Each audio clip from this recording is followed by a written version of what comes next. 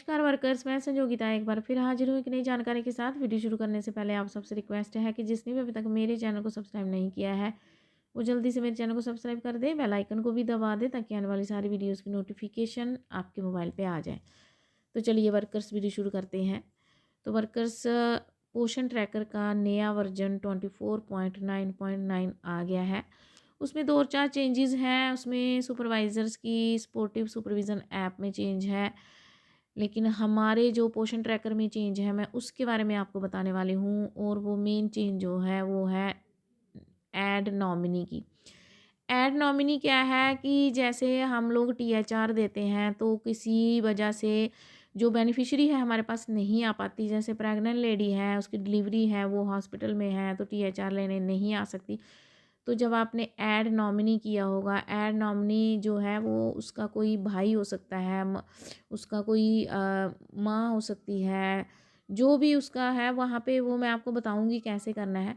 तो एक नॉमिनी हम ऐड कर सकते हैं, अगर बेनिफिशियरी नहीं आ सकती तो वो नॉमिनी जो है उनका टीएचआर लेने आ सकता है।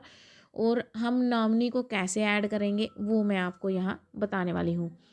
तो वर्कर्स जैसे हम ये हमारे पास प्रेग्नेंट लेडी है, इसमें 3 to 6 में ये वाला ऑप्शन नहीं आएगा क्योंकि 3 to 6 को हम टीएचआर नहीं एचसीएम देते हैं। बाकी सभी में ये आ जाएगा। ये वाली कैटेगरी तो इसमें तो कोई न्यूट्रिशन में आता नहीं है। इसमें हम pregnant women, lactating women 6 month to 3 years में हम ऐड कर सकते हैं। मैं अभी आपको बताती हूँ। जैसे ही मानो प्रेग्नेंट लेडी है, इसमें हमने सभी में जो है नॉमिनीज़ ऐड करने हैं, ठीक है। इसमें क्या है, जैसे हम 3 डॉट्स को क्लिक करेंगे, 3 डॉट्स में सबसे एंड में आ जाएगा ऐड नॉमिनी फॉर टीएचआर।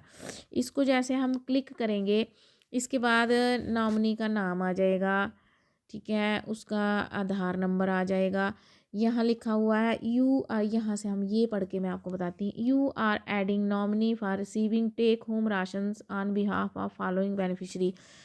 उसके बाद ये वाले बेनिफिशरी, उसके बाद दूसरे यहाँ पे ये है the beneficiary for consent to add nominee OTP will be sent to beneficiary mobile number. तो ये मोबाइल नंबर भी जो आधा इसमें मास्क किया हुआ है, तो बेनिफिशरी के मोबाइल नंबर पे आप नॉमिनी को ऐड नॉमिनी को जो है मोबाइल नंबर पे ओटीपी आएगा, यानी कि कंसेंट। ऐसे जब आपने नॉमिनी को ऐड करना है तो अपनी मर्ज़ी से नहीं कर सकते। आपने ऐड करने के लिए बेनिफिशरी की मंजूरी ज़रूरी है। तो उसकी मंजूरी के लिए उसके मोबाइल पे ओटीपी आएगा तो ही आप नॉमिनी को ऐड कर सकते हैं, यानी कि आप अपने से नहीं कर सकते। उसके बाद है mandatory requirement for on boarding nominee. Nominee के लिए वेल नॉमिनी की ईकेवाईसी होगी और फेस कैप्चर होगा, ठीक है। इसके बाद यहाँ से ये सब पढ़ा हमने, मतलब हमें समझ आ गया कि ये सब होगा तो हम अंडरस्टूड करेंगे, ठीक है। अंडरस्टूड पे क्लिक करेंगे और यहाँ पे फिर मोबाइल अथेंटिकेशन के लिए फिर यहाँ रिक्वेस्ट ओटीपी आ जाएगा। अभी मैं इसको नहीं, क्योंकि मेरे पास बेनिफिशरी नहीं है तो मैं इसको रिक्वेस्ट ओटीपी नहीं करूँगी। यहाँ से जैसे आप रिक्वेस्ट ओटीपी करोगे तो बेनिफिशरी आपके पास बैठी होगी तो उसके मोबाइल पे ओटीपी जाएगा। उसके बाद वाला जो है मैं अभी आपको बताती हूँ कैसे करना है। यहाँ तक ये मैं बेनिफिशरी मेरे पास नहीं है, यहाँ से मैं आपको समझा रही हूँ। अंडरस्टूड तक मैंने आपको बता दिया कि यहाँ से आपको समझ में आ गया। फिर आपने रिक्वेस्ट ओटीपी किया, ठीक है। रिक्वेस्ट ओटीपी करने के बाद मोबाइल नंबर पे, बेनिफिशरी के मोबाइल नंबर पे ओटीपी आया।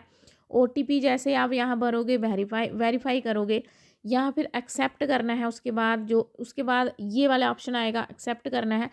फिर उसके बाद नॉमिनी का आधार भरना है, ठीक है। जैसे आप एक्सेप्ट को क्लिक करोगे तो आपके पास पेज खुल जाएगा और इस पेज पे आपने आधार भरना है। फिर यहाँ पे रिलेशनशिप मांगेगा, या जो नीचे वाला है यहाँ पे क्लिक करोगे तो रिलेशंस आ जाएंगे। जैसे वो जो नॉमिनी है वो हस्बैंड है, सिस्टर इन लॉ है, मदर इन लॉ है, ब्रदर इन लॉ है, फादर इन लॉ है, sister, mother, brother, father, aunt, ठीक है। ये सब जो है इस रिलेशन में से जो भी वो आप नॉमिनी का लगता है, सॉरी बेनिफिशरी का लगता है, वहाँ पे आप क्लिक करोगे। सन है, डॉटर है, ग्रैंडफादर है, ग्रैंड मदर है, अंकल है, या सारे रिलेशन आ जाएंगे। किसी एक रिलेशन पे जिसका भी आपने नॉमिनी वहाँ पे जिसको भी भरना है उस पे जैसे आप क्लिक करोगे, फिर उसके बाद अगर यहाँ पे, हाँ, if Aadhaar is already used as nominee, अगर ऑलरेडी वहाँ नॉमिनी के लिए यूज़ किया हुआ है तो यहाँ पे ऐसे आ जाएगा, नॉमिनीज आधार ऑलरेडी यूज्ड। यहाँ ओके करोगे, यहाँ प्लीज़ वेट आएगा, तो यहाँ पे प्री चेक, यहाँ पे EKYC जो है कंप्लीट हो जाएगी। नहीं तो वहाँ पे आधार मांगेगा, आधार आप भरोगे,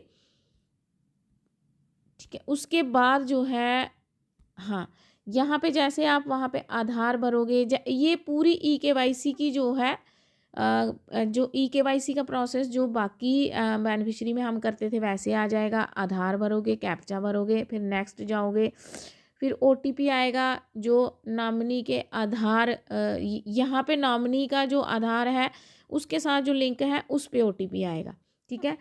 ये आप कंफ्यूज नहीं होना, पहले वाला OTP जो है वो बेनिफिशियरी के मोबाइल पे जाएगा, और दूसरे वाला EKYC वाला OTP जो है जिसका आपने आधार भरा है, यानी नॉमिनी का आधार भरा है, तो आपने ये उसी उस पर जाएगा, उसी नॉमिनी के ही मोबाइल नंबर पे जाएगा।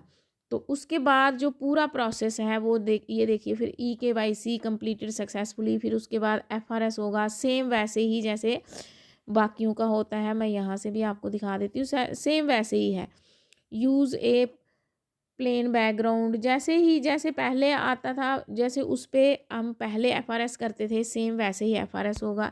फिर FRS होने के बाद ये सारा ये सिस्टम जो है, जैसे FRS कंप्लीट हो जाएगा, सेम टू सेम सिस्टम जो है वो सेम टू सेम प्रोसेस जो है वो पहले FRS का ही है, जो अब सभी वर्कर्स बहुत ही आसानी से कर लेती हैं और सभी को अच्छी तरह से समझ आ गया है। तो यहाँ पे सिर्फ नॉमिनी के लिए सिर्फ उनका उसमें हमने पहले बेनिफिशियरी के मोबाइल पे OTP आएगा, फिर उसके बाद हमने उनका कंसेंट जैसे ही उसका हो जाएगा, एक्सेप्ट करना है। फिर रिलेशनशिप हमने जो है रिलेशनशिप जो है हमने सेलेक्ट करना है। उसके बाद का प्रोसेस जो है वो पूरा वैसे ही होगा जैसे हम बेनिफिशियरी के FRS और EKYC में करते हैं।